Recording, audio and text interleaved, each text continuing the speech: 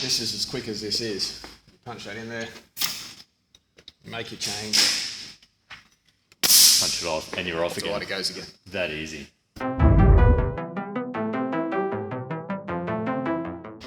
Okay, welcome back to the channel.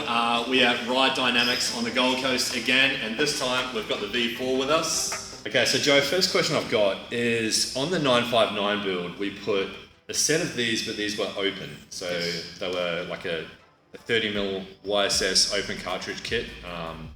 And that, I thought that was pretty good, but these are closed. So what's the difference between open and closed? Is there a massive difference? Sure, yeah, there's a big difference in dampening stability and performance. So an open cartridge kit is great. For the first few hits, it's the damping you expect. Then as you go up and down the cycle of the travel, the damping will drop away because it starts to cavitate the air through the oil. So is that like if you're braking, your open cartridge kit isn't as, is it responsive?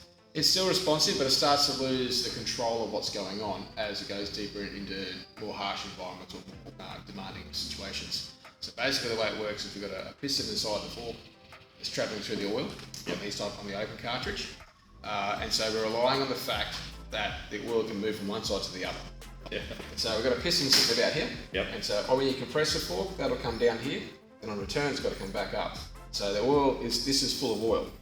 The oil's got to go from that side to that side of the piston. So if there's any restriction or problem with transferring that oil, you start to strip the oil away from the air molecules in the oil.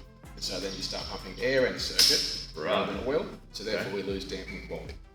Okay, so when we go to a closed chamber situation, we're pressurising this oil.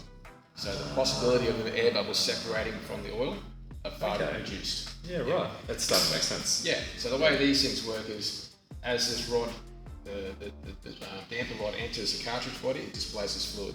So as that's got to go somewhere, but this is closed. So there's either a gas cylinder or a spring mechanism here that pushes back and applies pressure to the oil the whole time. So what it equals is more consistent dampening, high performance, better traction. Yeah, but also a much longer service interval when it comes to the oil quality and life. Okay, that's good as well. So, I mean, this is obviously a step up as well with the V4 compared to the 959. That last bike, we built it more for a beginner track rider, I guess, whereas this build, we're focusing more on an actual race build. So ideally, the person that buys this bike will be a racer. So these forks, or this front end setup and the back end we'll get to that, is probably more so going to suit somewhere in entry level racing, yeah? Yeah, more aggressive riding. You could do a really aggressive road riding, but some models get firmer, particularly like these closed cartridge YSS, your KTEX, all the pressurised ones get firmer as you go to that level because it's there to handle bigger demands. Cool. For aggressive riding. There you go. So that's it. That's how the front suspension works. Now I've got a question, and heaps of people have asked me this, and it's how does the actual back shock work? So we put a YSS back shock into this. Come around and have a look. So we put the YSS rear shock in. Now this is their highest spec race shock for any superbike. But I've got a question as to how this tool actually works. So we're going to get Joe to try and tell us and explain to us how this would work in like a pit scenario or just for someone that's doing regular track work. As a layman, I just don't understand exactly what it does. So Joe here is going to explain to us how this tool can help you adjust the rear shock, how it works for like a track team, like an actual race team, and how they would get performance out of having one of these versus a standard mechanical shock. And then we're going to talk a little bit about anti-squat as well. So, Joe, how does this work? Sure, no worries. So this is a pneumatic gas tank. So on here, we've got a pneumatic preload adjuster. So this is actually holding the spring down. So when we want to adjust our spring preload, normally we grab a tool such as one of these C-spanners. We'd locate it on a collar and we'd turn the collar.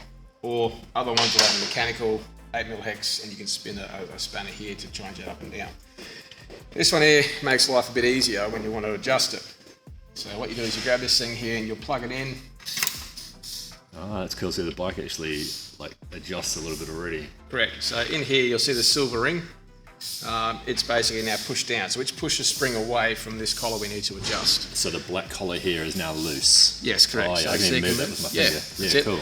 So essentially we'd put air pressure inside this little part here and it'll push the spring away from what we've got to adjust. Yeah, right. So now it allows us to turn this, and essentially Each turn is equal to about 3 millimeters. So you can see a little dial here. You've got 4 millimeters, I should say. So you start with 1, and go back off. Yeah, right, okay. And now we've done 4 millimeters of spring preload off that, basically. So when we're done, it's really easy. We just literally pop that back off. We just change our spring preload.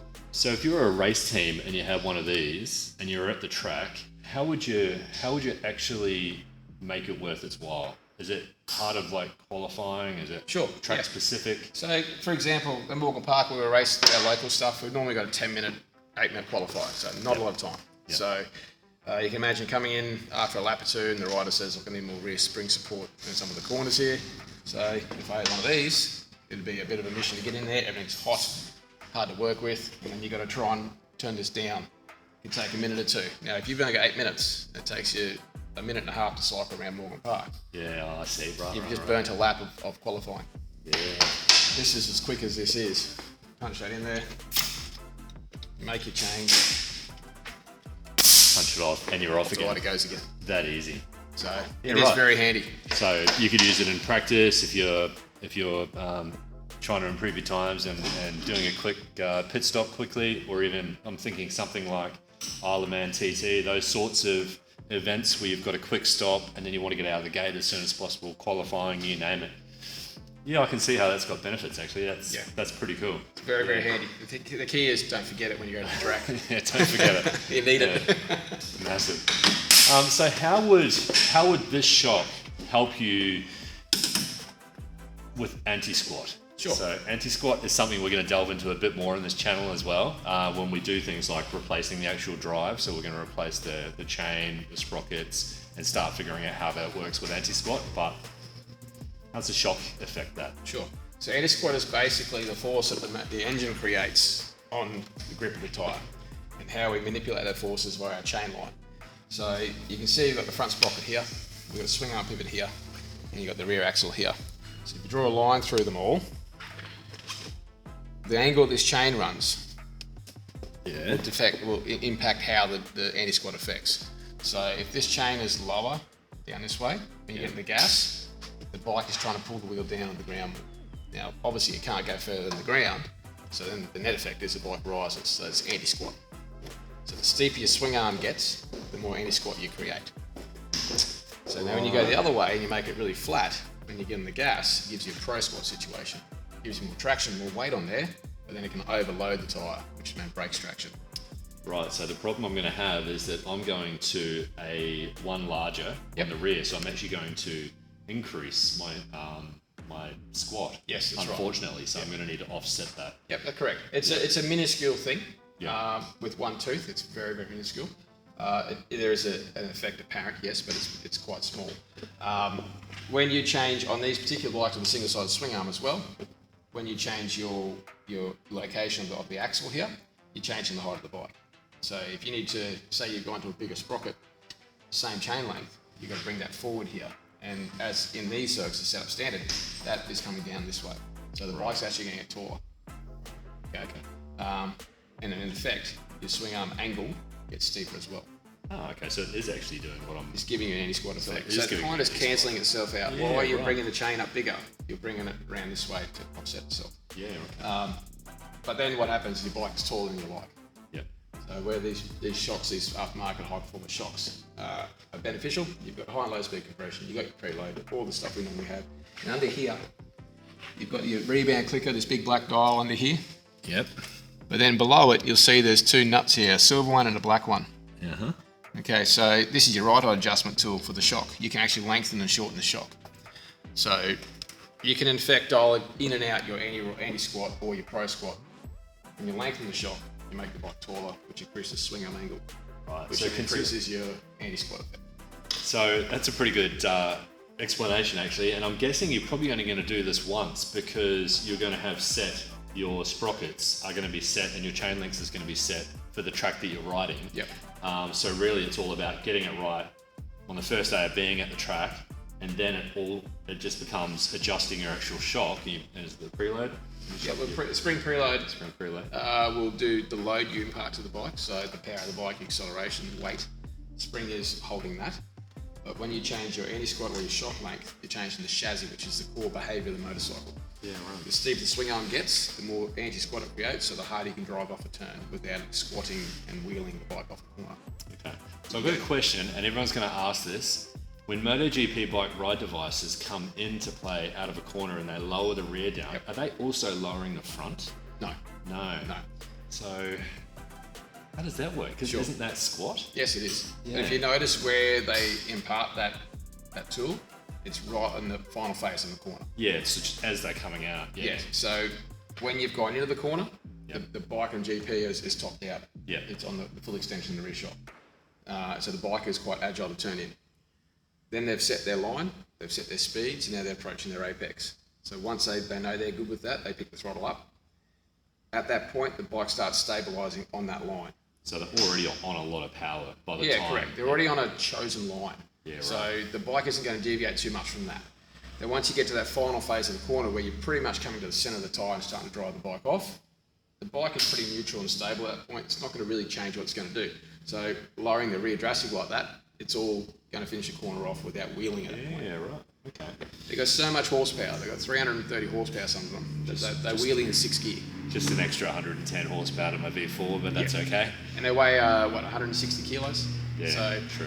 You know, they've got so much horsepower, they're wheeling at 300 k's an hour. Yeah. So lowering the bike and lengthening the bike out stops that wheeling. That's more important to give power rather than the squat. Yeah.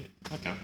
Cool. That was awesome. So it's good to have someone like Joe who can just bounce off and try and understand why on earth we do the things that we actually do. Joe is going to do the install. We're going to come back and then we're actually going to set up the bike for around about a 90 kilo rider. We're not 100% sure we're keeping this bike yet. If we don't, I want to make sure it's set up for a generic weight of a normal rider in this area.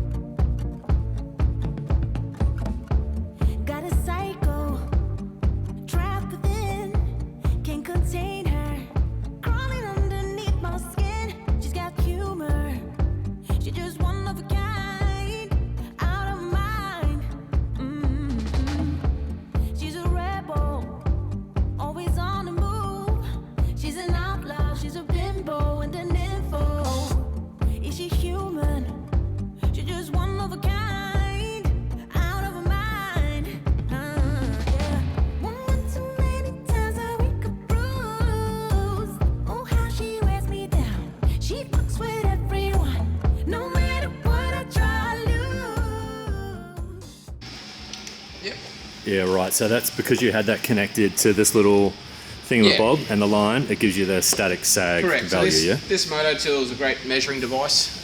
So essentially it's just a tape measure on a digital readout. So it's measuring from the axle to a vertical point of the axle on the bike. It could be on the tail somewhere. We don't have the tail, so we're just going to use this pipe here. So now currently the bike's using 9mm static sag. So we have a general working area we want to run in, sort of between sort of 8 and 13mm static. And then we team that up with your rider sag number to tell us whether the spring is too soft for you. Because I've had burgers, it'll be quite a bit. That's it? Yeah, because I'm a bit chubby at the moment. That's all good. Don't say anything. Yeah. Alright, so I'll get your climb on then and find out what your rider sag number is. So ideally, for an average track day punter, we're looking for about 27mm sag. Okay, so if you put your feet up there for me, currently running at 34. So we've got too much sag. So now we're going to wind that up, the spring up, to get to your ideal number, which is 27mm. And then we'll compare it against our static number. If that gets too low, that tells us you need a heavier spring. Okay. Did you get that? Yep. So our optimum number is 27. We're currently at 34, so we need to wind it up a little bit.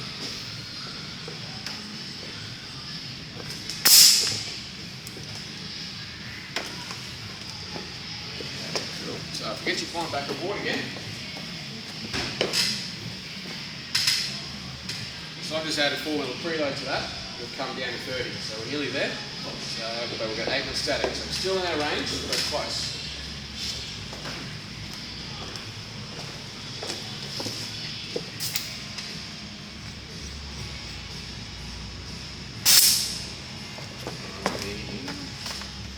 So static's now 7. Go again. Yeah. So this is right in the limit of what I'm happy to run as a race static versus rider sag number as a starting point. Okay, so we've got 28 mil rider sag and 7 mil static, so that's really close. Ideally, we'd probably go up the spring rate. Right, but because we're probably selling this bike to an average male that weighs less than me, it would probably work better if I left the existing spring in. Correct, yeah. Yep. Cool. Even the same weight as you, but shorter. Yeah, okay. Because you naturally would sit further back than a shorter person on the bike. Yep. So you can put more weight to the back of the motorcycle. Right. Another thing to consider. Yeah. So even though you might put spring rates in a certain weight, height and riding style comes into it massively as well. Yeah, okay. I'm pretty slow anyway, so it's probably about right. It'll be good for you, put it that way. Yeah. Cool. All right, mate. So I'll get you jump on this time again. Now this time we're going to check your dampening settings. So climb on board again. Feet up, grab the bars, eyes forward and shoulders relaxed. So what I'm looking for here when I bounce it, one, the speed it compresses, but mainly how quick it returns. So compression is very hard to set here and now. Rebound is much easier to set. So as a baseline setting goes, we can get it really close, so when you go on track, there might be 1 or 2 clicks here or there, and you'll mainly focus on compression at that point. Cool. Alrighty. So it's really slow to come up. Yep. So what that does is it affects the amount of traction you've got. Okay? And it creates a pack down in suspension. So every bump you hit, it'll compress, but then it can't come back. So then it eventually keeps compressing on multiple bumps, so it's nothing left. So you want to increase the rebound? Yeah, I'll speed it up. Okay. Yeah, so I can decrease rebound force in the shock. Oh, decrease that. Yeah. So on this particular shock, at the bottom of it, there's a black rubber dial. You can hear the clicks down on there. Yep. So I'm opening up that rebound adjustment. Yeah, right, okay, cool. Okay, cool. So I might just go a bit further, And then we can wind it back. and you can see the difference in it, basically. So climb on board again. Okay, so let's see shoulder movement again now. Yeah, so you see it's a lot better coming up. So that's kind of where it needs to be actually. I could go a little bit more open, but it's actually pretty close.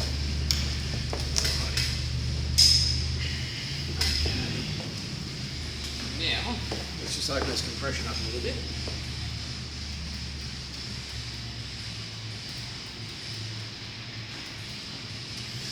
So what's the relationship between the kilo rate on the spring to the rider weight?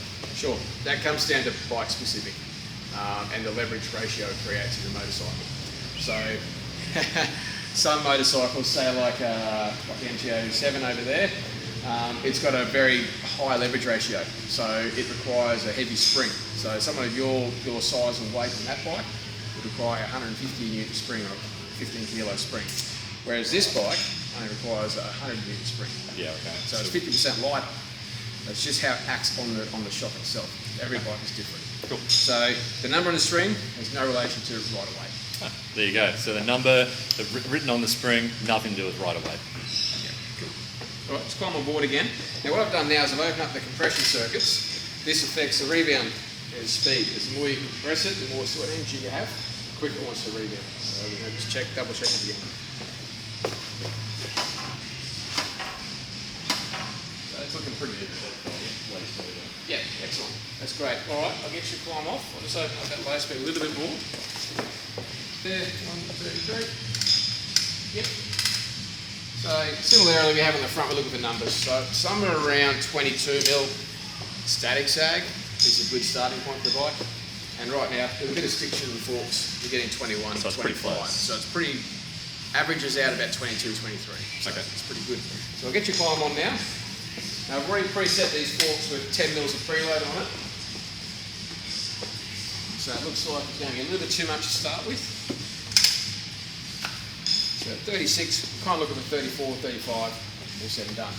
Okay. So keep it on the bars for me for a second. I'll just grab the bars. Yep. Just going to unweight it, bring it down slowly. Because forks have a lot of stiction in them, we've got to find the average of it. So right now I've lifted it and let it settle, and it shows 30. Now if I pull down and come up slow, it shows 38. Real slow, yeah. So the average of it is 34.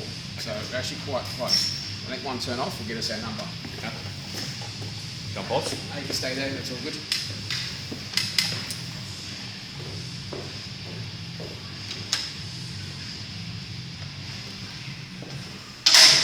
Okay, so grab the bars again.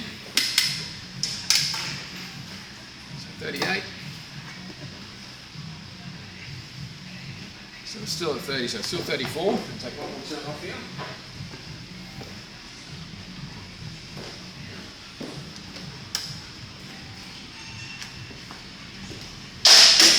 Is it making sense to you? Still 38. We're at 33. So I've got a 5 mil difference there. It's about 34 and a half, 35. So we're good there on that spring there. So these springs are good for your weight currently. So, no more burgers. Brilliant. Lovely.